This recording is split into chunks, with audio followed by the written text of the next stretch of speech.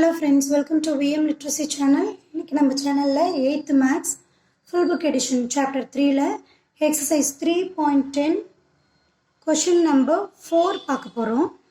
In the given figure, angle XOZ and angle ZOY from a linear pair, find the value of X.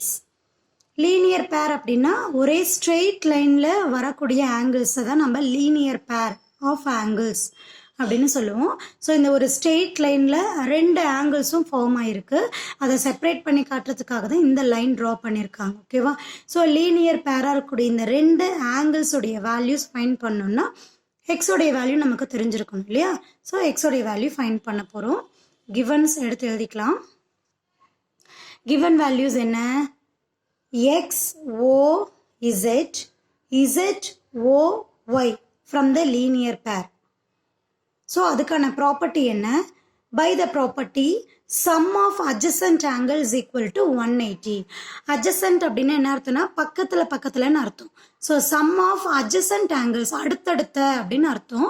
So அடுத்தடுத்த ஆங்கிள்ஸோடைய addition எதுக்கு equal? 180 டிகிரிக்கு equal. அடுத்தடுத்த angles என்ன? Angle XOZ plus angle ZOY that is equal to 180. XYZ நமக்கு என்ன? XOZ என்ன?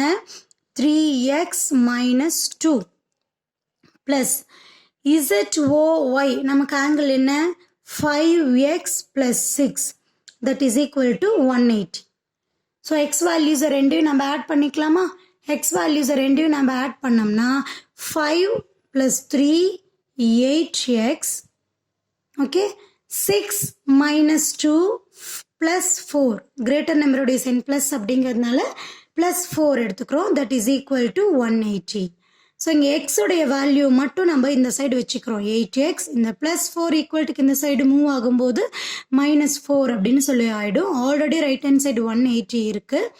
So 8x is equal to 180லிருந்து 4 subtract பண்ணோம்னா 176 அப்படின்னு கிடைக்கும். x is equal to 176 divided by 8. So x உடைய வேல்யூ வேணும் இல்லையா?